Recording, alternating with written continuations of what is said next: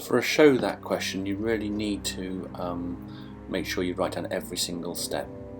Okay, so I'm going to start with the left hand side and slowly turn it into the right hand side. So the first thing to do is 6 plus 2 root 12 multiplied by itself because it's been squared. Okay, and I'm going to do my FOIL on that, come up with 4 terms, and then I'm going to simplify. So hopefully I have 3 or 2 terms even. Okay, so let's see what happens. And of course 2 times by 2 is 4, and root 12 times by root 12 is 12, so 4 12 is 48. So let's add the integers to the integers and the surds to the surds. So 36 plus 48, is that going to be? And 12, 2 lots of 12, so 24 lots of root 12. So we made a good start, but there's more to do because root 12 is in the left hand side and we've got a root 3 in the other side, so that's no good.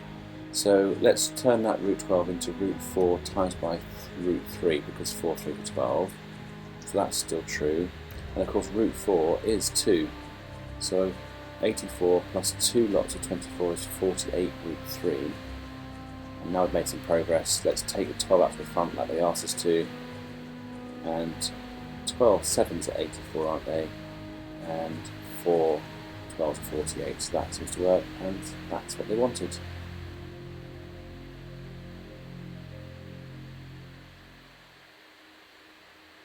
Okay, so now we're going to look at the next part, and this requires us to know our indices laws. Right now, I'm going to just a little reminder at the top of the page. This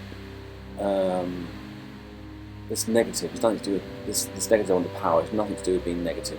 It means a reciprocal. So if you have a fractional index number, the bottom one is the root, this one's the power, and this one is the reciprocal sign. Okay, so that's what we need to be thinking. So I don't know about you, but I'd recommend that we do the reciprocating first, then we do the rooting, and then we do the powering. Now it doesn't matter the order you do it in, but I think it makes it easier if you do it that way around. Okay, so the first thing is, let's write down the question and think, what are the 3 things I'm going to do for this fraction?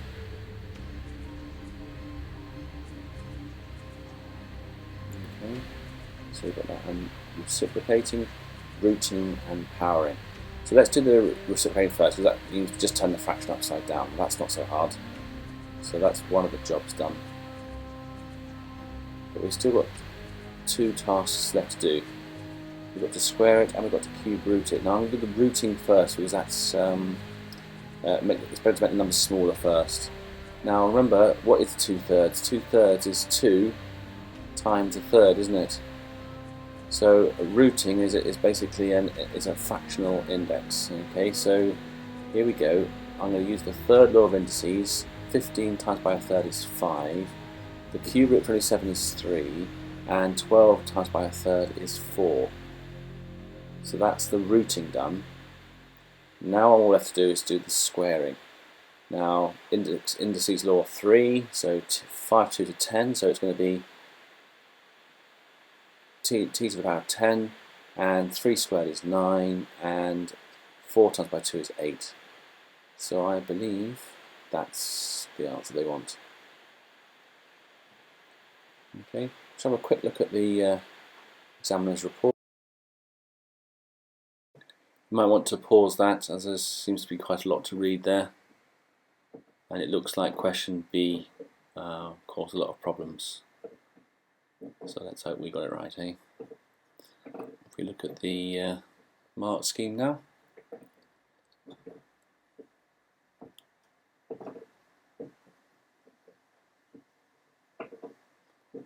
Yeah, t to the power of 10 over 9a to the power of 8, good.